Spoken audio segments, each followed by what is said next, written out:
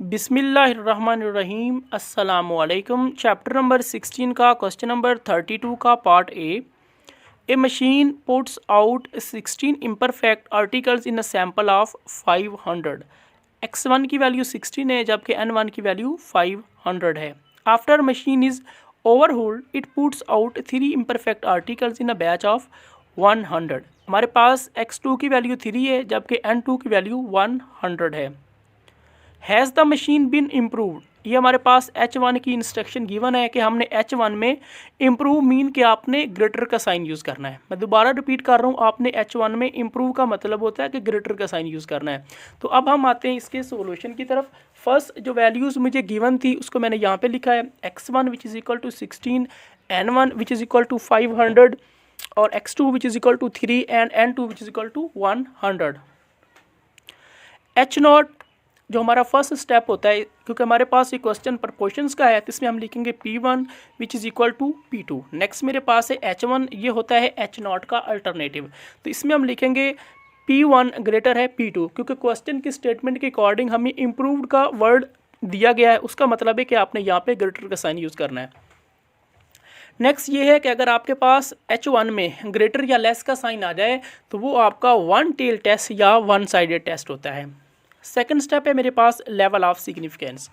इस क्वेश्चन में level of significance given नहीं है, जब गिवन ना हो तो हमने अपनी मर्जी से यूज़ करना होता है, तो मैंने यूज़ किया है alpha which is equal to 0.05। Third step है मेरे पास टेस्ट स्टैटिस्टिक्स, क्योंकि क्वेश्चन हमारे पास प्रपोर्शंस का है तो इसमें हम लिखेंगे जी नीचे CAL यानी कि Z calculated which is equal to P1 cap minus P2 cap over PC cap QC cap into 1/n1 plus 1/n2 और इसके ऊपर ये है स्क्वायर रूट। अब फोर्थ स्टेप है कैलकुलेशन। तो कैलकुलेशन में हमने क्या करना है, इस फार्मूला के अकॉर्डिंग हमें जो भी वैल्यूज़ रिक्वायर हैं इसको हमने फाइंड करना है। कैसे, ये मेरे पास P1 कैप है तो मैंने P1 कैप की वैल्यू फाइंड करनी है, ये P2 कैप है तो मैंने P2 कैप की वैल्यू फाइंड करनी है, फिर ये PC कैप है तो मैंने PC कैप की वैल्यू फाइंड करनी है, फिर QC कैप है तो मैंने QC कैप की वैल्यू फाइंड करनी, जबकि n1 और n2 की वैल्यू जो है वो ऑलरेडी आपको नज़र आ रही हैं, क्वेश्चन में गिवन है। फर्स्ट मैं फाइंड करने जा रहा हूँ P1 कैप। P1 कैप बराबर होता है x1 ओवर n1। अब x1 की मेरे पास वैल्यू 16 है जबकि n1 की मेरे पास वैल्यू जो है वो 500 है। 16 divided by 500 which is equal to 0.032। Next मैंने फाइंड करना है P2 कैप। P2 कैप बराबर होता है x2 ओवर n2। अब x2 की मेरे पास वैल्यू 3 है जबकि n2 की मेरे पास वैल्यू 100 है। 3 divided by 100 which is equal to 0.03। Next मैं फाइंड करने जा रहा हूँ PC कैप। PC कैप बराबर होता है n1 P1 cap plus n2 P2 cap over n1 plus n2। ठीक है, अब n1 की मेरे पास वैल्यू 500 है जबकि मेरे पास P1 कैप की वैल्यू है 0.032, फिर प्लस का साइन, फिर n2 है तो n2 की मेरे पास वैल्यू 100 है। P2 कैप उसकी मेरे पास वैल्यू है 0.03। नेक्स्ट मेरे पास n1 है तो n1 की मेरे पास वैल्यू 500 है, फिर प्लस का साइन, फिर n2 है उसकी मेरे पास वैल्यू जो है वो 100 है। अब 500 मल्टीप्लाई बाई 0.032 तो उसकी वैल्यू बन गई 16, फिर ये प्लस का साइन, 100 मल्टीप्लाई बाई 0.03 तो उसकी वैल्यू बन गई 3। अब नीचे मेरे पास 500 और 100 है तो इसको अगर मैं ऐड करूँगा तो वो बन जाएगा 600। अब इन दोनों वैल्यूज़ को मैंने ऐड किया 16 और 3 को तो वो बन गई 19, नीचे मेरे पास 600। अब 19 डिवाइडेड बाई 600 तो उसकी वैल्यू बन गई 0.0317, ये मेरे पास PC कैप की वैल्यू है। नेक्स्ट मैं फाइंड करने जा रहा हूँ QC कैप।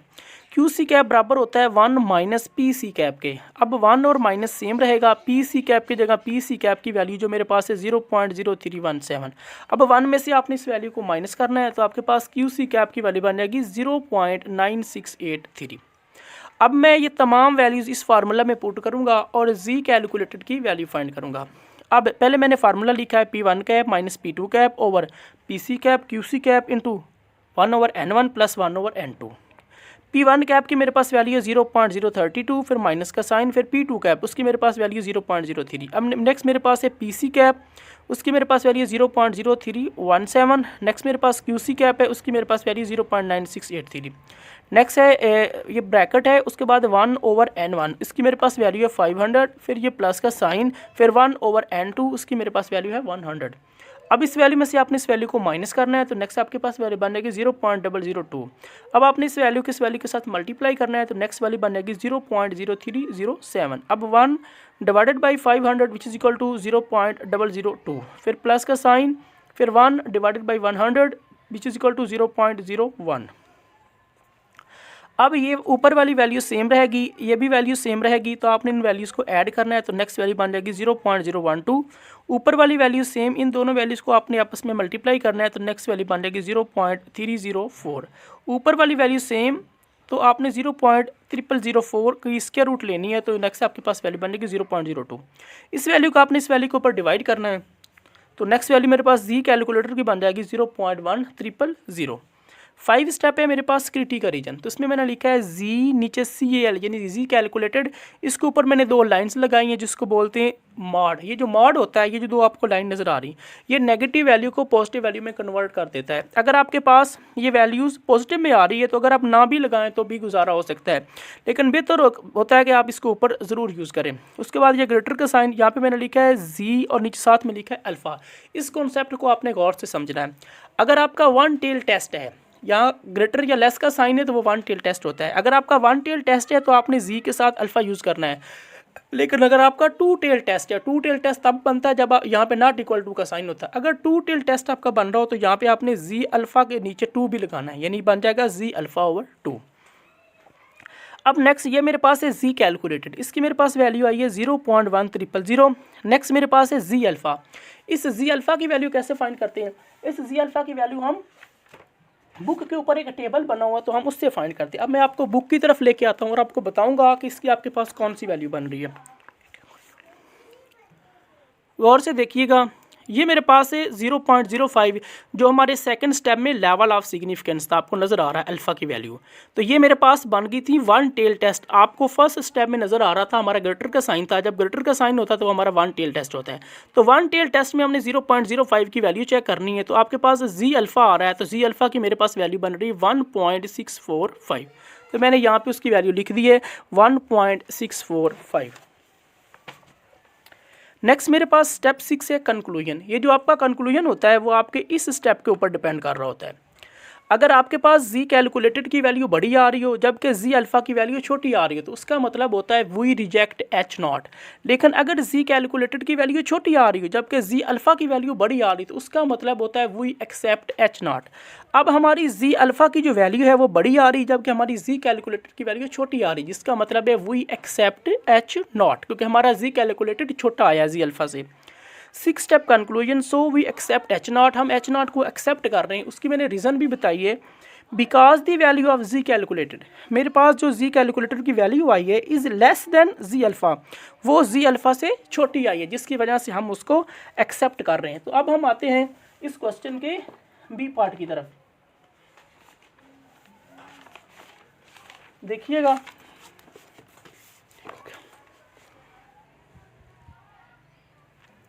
ये बी पार्ट में मुझे कहा गया है, a manufacturer of a house dresses sent out advertising by mail, he sent samples of material to each of 2 groups of 1000। यानी हमारे पास N1 और N2 की जो वैल्यू है वो 1000 है, यानी N1 भी 1000 और N2 भी 1000।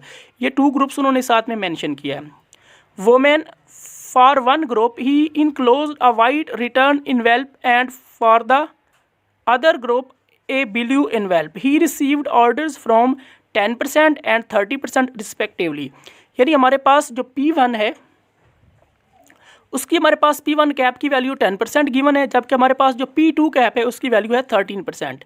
Do the data indicates that the color of the envelope has an effect on the sales. Use 5% level of significance, यानी जो लेवल ऑफ सिग्निफिकेंस है वो हमने 5% यूज़ करना है। तो अब हम आते हैं इसके सॉल्यूशन की तरफ।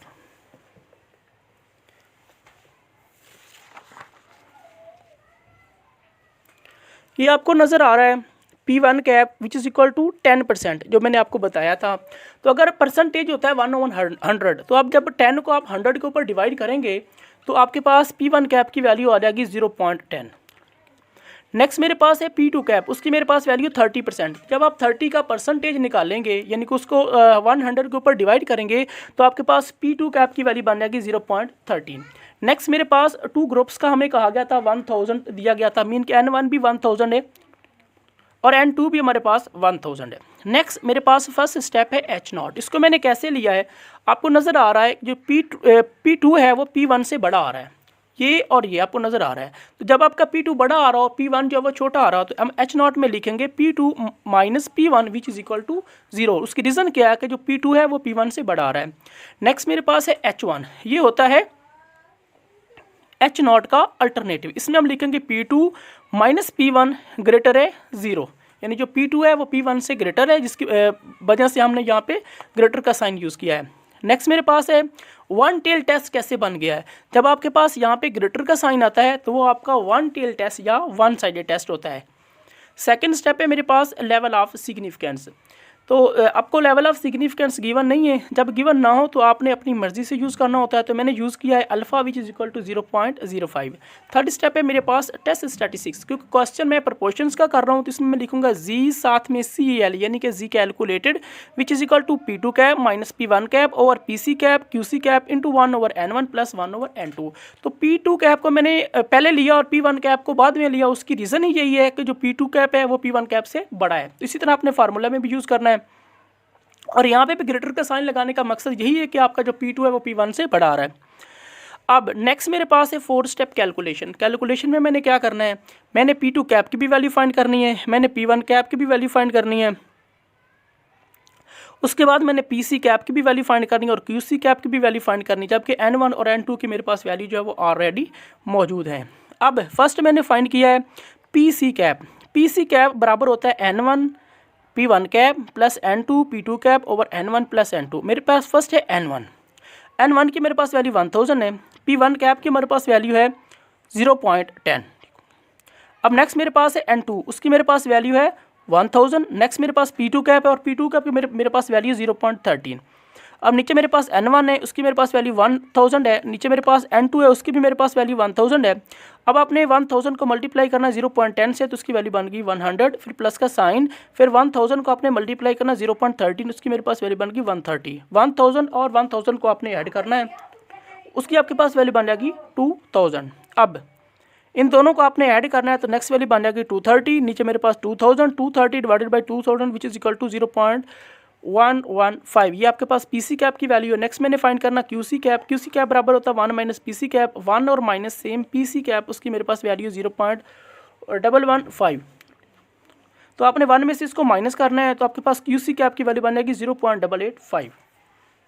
अब नेक्स्ट मेरे पास है जी कैलकुलेटेड। जो मेरे पास फार्मूला था इसमें मैं ये जो मैं वैल्यूज़ फाइंड कर चुका हूँ, मैंने इस फार्मूला में इसको पुट करनी है और जी कैलकुलेटेड की मैंने वैल्यू फाइंड कर लेनी है। Z calculated which is equal to P2 cap minus P1 cap PC cap QC cap into 1/N1 plus 1/N2। First मेरे पास P2 कैप है, उसकी मेरे पास वैल्यू 0.13, फिर माइनस का साइन।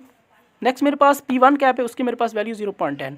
PC कैप उसकी मेरे पास वैल्यू है 0.115, फिर QC कैप है, उसकी मेरे पास वैल्यू है 0.885। अब उसके बाद इंटू का साइन, फिर है 1/N1, उसकी वैल्यू 1000 प्लस 1/N2, उसकी भी मेरे पास वैल्यू 1000। इस वैल्यू में से आपने इस वैल्यू को माइनस करना है तो नेक्स्ट वैल्यू बन जाएगी 0.03। इन दोनों का आपने मल्टीप्लाई करना है तो नेक्स्ट वैल्यू बन जाएगी 0.101775। उसके बाद है आपने 1 को 1000 के ऊपर डिवाइड करना है तो नेक्स्ट वैल्यू बन जाएगी 0.001, फिर प्लस का साइन, 1 को डिवाइड करना है 1000 के ऊपर तो नेक्स्ट वैल्यू बन जाएगी 0.001। ऊपर वाली वैल्यू आपकी सेम रहेगी, ये भी वैल्यू सेम रहेगी, इन दोनों को आपने ऐड कर लेना है तो नेक्स्ट वैल्यू बन जाएगी 0.002। ऊपर वाली वैल्यू सेम, इन दोनों को आपने मल्टीप्लाई करना है तो नेक्स्ट वैल्यू बन जाएगी 0.000204। ऊपर वाली वैल्यू सेम, इस वैल्यू का आपने स्क्वायर रूट लेना है तो नेक्स्ट वैल्यू बन जाएगी 0.0143। इस वैल्यू को आपने इस वैल्यू के ऊपर डिवाइड करना है तो आपके पास जी कैलकुलेटेड की वैल्यू बन जाएगी 2.10। 5 स्टेप है मेरे पास क्रिटिकल रीजन। तो क्रिटिकल रीजन में हम लिखेंगे जी साथ में CAL यानी कि जी कैलकुलेटेड। इसके ऊपर ये दो मैंने लाइंस लगाई जिसको बोलते हैं मॉड, मेरे पास मॉडुलस भी इसको कहते हैं, फिर ग्रेटर का साइन, फिर जी और साथ में अल्फ़ा। ये आपका कॉन्सेप्ट मेन होता है। अगर 1 टेल टेस्ट है तो आपने यहाँ पे जी अल्फ़ा यूज़ करना है, अगर आपका 2 टेल टेस्ट है तो यहाँ पे आपने जी अल्फ़ा/2 यूज़ करना है। मैं दोबारा रिपीट कर रहा हूँ, 1 टेल टेस्ट हो तो यहाँ पे जी अल्फ़ा, 2 टेल टेस्ट हो तो यहाँ पे जी अल्फ़ा/2। अब नेक्स्ट ये मेरे पास है जी कैलकुलेटेड, इसकी मेरे पास वैल्यू है ये 2.10, साथ में लिखा हुआ है जी अल्फ़ा। जी अल्फ़ा को कैसे फाइंड करते हैं, आपने अपने लेवल ऑफ सिग्निफिकेंस को चेक करना होता है अपने टेस्ट में कि वो आपके पास कौन सा टेस्ट बन रहा है। अब लेवल ऑफ सिग्निफिकेंस 0.05 है और हमारा जो टेस्ट है वो वन टेल टेस्ट है। अब मैं आता हूँ बुक की तरफ और टेबल से इसकी आपको वैल्यू बताऊंगा। आपने अपने लेवल ऑफ सिग्निफिकेंस और अपने टेस्ट को याद रखना है। लेवल ऑफ सिग्निफिकेंस 0.05 है, ये आपको नज़र आ रहा है 0.05, और आपका जो टेस्ट है वो वन टेल टेस्ट आ रहा है, तो उसकी आपके पास जी अल्फ़ा की वैल्यू बन रही 1.645। उस वैल्यू को मैंने यहाँ पे यूज़ किया 1.645। मेरे पास 6 स्टेप है कंक्लूजन। ये जो आपका कंक्लूजन होता है वो आपके इस स्टेप के ऊपर डिपेंड कर रहा होता है। अगर आपके पास जी कैलकुलेटेड की वैल्यू बड़ी आ रही है जबकि जी अल्फ़ा की वैल्यू छोटी आ रही है तो उसका मतलब होता है वी रिजेक्ट एच नॉट। लेकिन अगर जी कैलकुलेटेड की वैल्यू छोटी आ रही है जबकि जी अल्फ़ा की वैल्यू बड़ी आ रही है तो उसका मतलब होता है वी एक्सेप्ट एच नॉट। अब हमारी जी कैलकुलेटेड की वैल्यू बड़ी आ रही है जबकि जी अल्फ़ा की वैल्यू छोटी आ रही है तो जिसका मतलब है we reject H not.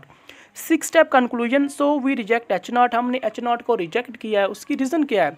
Because the value of Z calculated mod, मेरे पास जो जी कैलकुलेटेड मॉड की वैल्यू आई है is greater than Z alpha, वो जी अल्फ़ा की वैल्यू से बड़ी आई है जिसकी वजह से हम इसको रिजेक्ट करते हैं।